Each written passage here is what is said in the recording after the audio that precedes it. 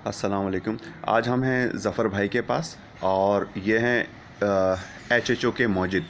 HHO क्या है? HHO hydrogen और 2 oxygen and oxygen particles.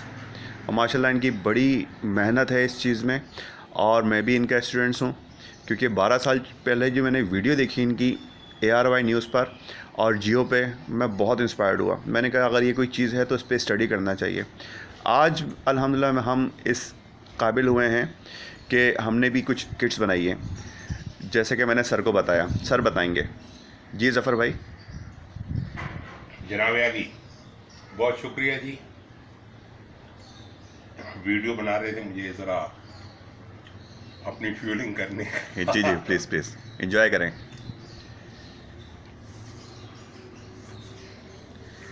56 second हो गई, दोबारा बनाओ। देखिए भाई, मुझे 15 साल हो गए हैं माशाल्लाह। एचएचओ पे रिसर्च करते हुए, और मैं तो ये समझा हूँ कि हमारी गाड़ियों की एक मैन्युफैक्चरिंग फॉल्ट चला आ रहा था सदियों से।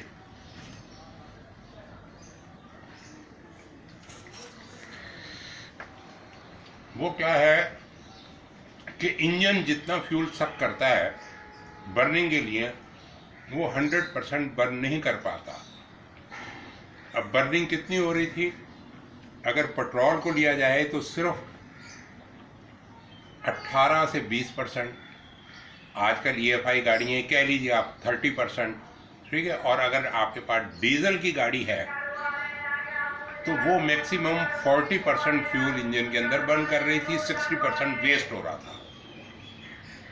तो अगर हम हाइड्रोजन का इंजेक्शन दे देते हैं गाड़ी के अंदर, या इवन HHO का इंजेक्शन दे देते हैं, तो HHO में चूंकि ऑक्सीजन मिक्स होती है तो ये हाइड्रोजन से बहुत ज़्यादा एक्सप्लोसिव हो जाता है। हाइड्रोजन सेफ है, लेकिन इसका ब्लास्ट ज़्यादा होता है। उसका फ़ायदा ये होता है कि इंजन के अंदर छोटे से स्पार्क से भी जितना भी एयर फ्यूल मिक्सचर है 100% बर्न हो जाता है। और जब 100% फ्यूल बर्न होता है तो क्या होता है कि इंजन की पावर बढ़ती है, इंजन की टॉर्क बढ़ती है, इंजन की एक्सीलरेशन बढ़ जाती है।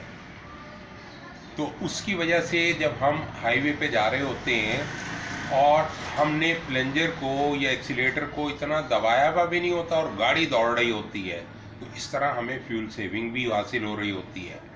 बहरहाल, लोग जो है अगर कार्बोरेटर वाली गाड़ियाँ हैं या डीजल की गाड़ियाँ हैं तो अप टू 30% फ्यूल सेव कर सकते हैं। लेकिन इसके लिए शर्त ये होती है कि आप या तो बहुत ही लाइटली गाड़ी को चलाएं, और या फिर फ्यूल जो पावर बड़ी है उसे रिड्यूस कर लें, RPM कम करके, या एयर फ्यूल मिक्सचर से आप कम कर लें। फ्यूल आप कम कर सकते हैं ना आसानी से। डीजल की गाड़ी में भी हो जाता है फ्यूल, वो डीजल पंप से, और कार्बोरेटर वाली भी गाड़ियों में हो जाता है। मसला है EFI गाड़ियों का।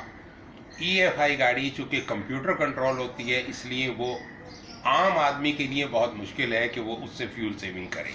ठीक है, जो एक्सपर्ट हैं वो तो कर लेते हैं, लेकिन वो भी किस बेस पे करते हैं? वो इस बेस पे करते हैं कि इंजन की जो बड़ी है ताकत, उसको रिड्यूस करते हैं। तो जब लीन करते हैं तो इंजन जो है, कंप्यूटर जो है वो इंजन को भी लीन कर देता है, यानी कमज़ोर कर देता है।